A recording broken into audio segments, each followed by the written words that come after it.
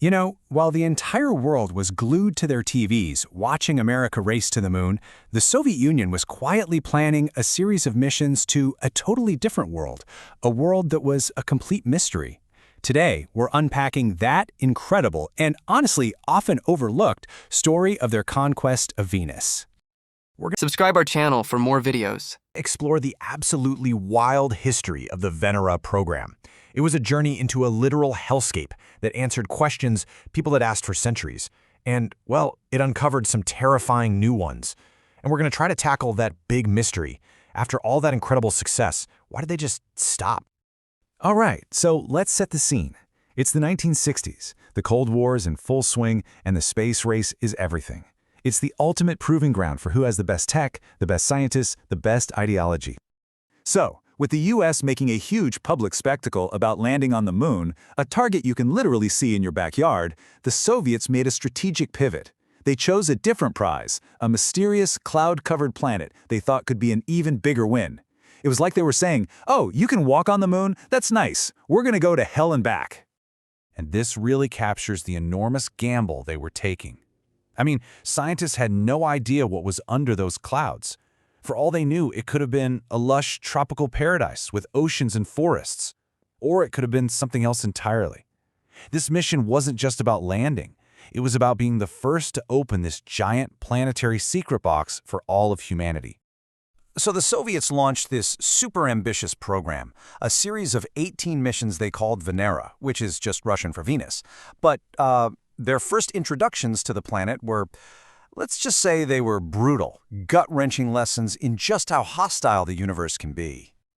The first few missions were just a string of heartbreaks. Probes would go silent, they'd crash without sending back any useful data, or they would just get completely obliterated in the atmosphere before they even got close to the ground.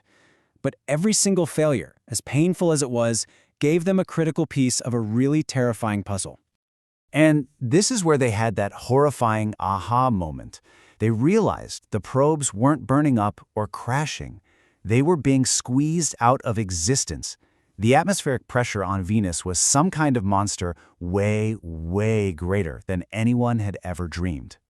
So, the Soviet engineers realized they had to completely change their thinking. They weren't sending a delicate scientific instrument anymore. No, they had to build something like a deep-sea submersible and then drop it into a blast furnace.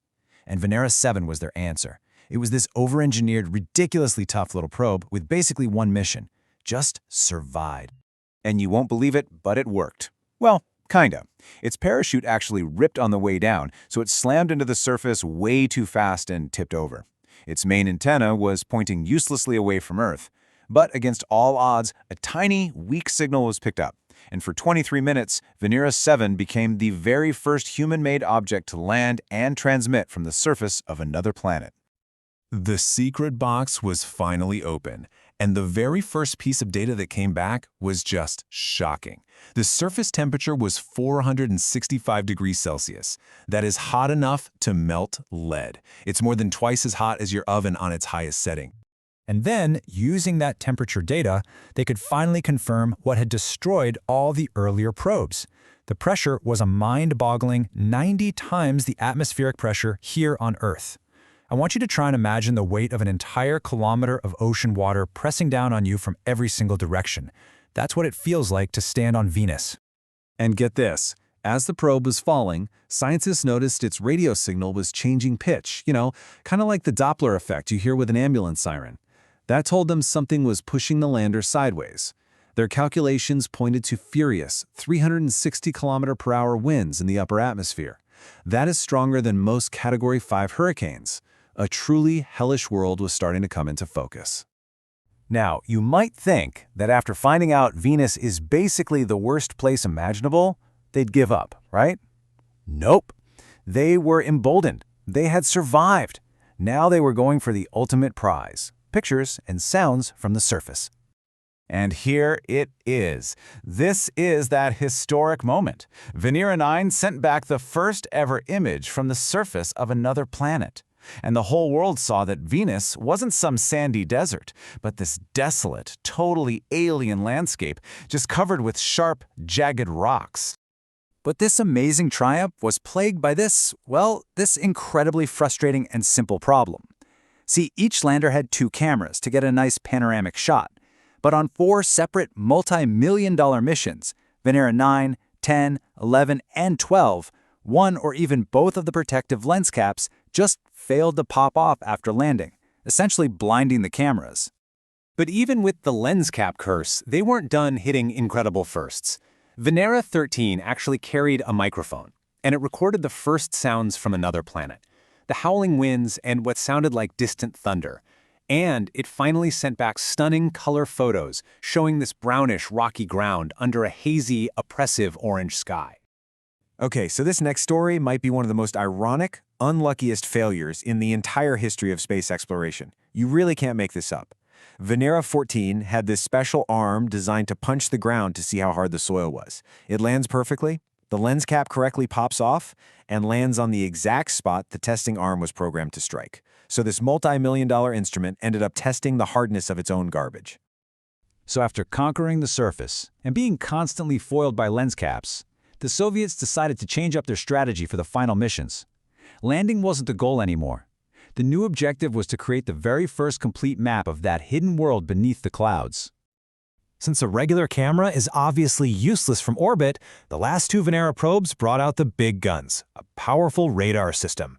For 8 straight months, they orbited Venus, using that radar to finally peel back its last layer of secrecy and map the planet's entire northern hemisphere for the first time ever. So let's take a step back. What was the grand takeaway from this whole thing? 2 decades, billions of dollars, countless failures, and incredible triumphs. What did humanity actually gain from this relentless pursuit of a planet that seemed to fight them every step of the way? Well, for starters, the Venera program's list of accomplishments is just staggering. For a while there, Venus was nicknamed the Soviet planet, and for a very good reason. They secured a permanent pioneering place in space exploration history with a string of firsts that no one can ever take away from them. And thanks to all those missions, we now have the full picture. The secret box is wide open.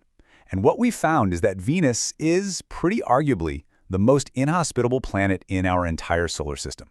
It's got a runaway greenhouse effect, crushing pressure, scorching heat, clouds made of sulfuric acid, and constant hurricane winds. It is, by definition, a hellscape. Which brings us right back to our central question. The Soviets did the impossible. They conquered Venus, they showed us what it looks like, what it sounds like, what it's made of, and since their very last mission in 1983, not a single nation has sent a lander back to the surface. Why? Well, maybe the answer is simple.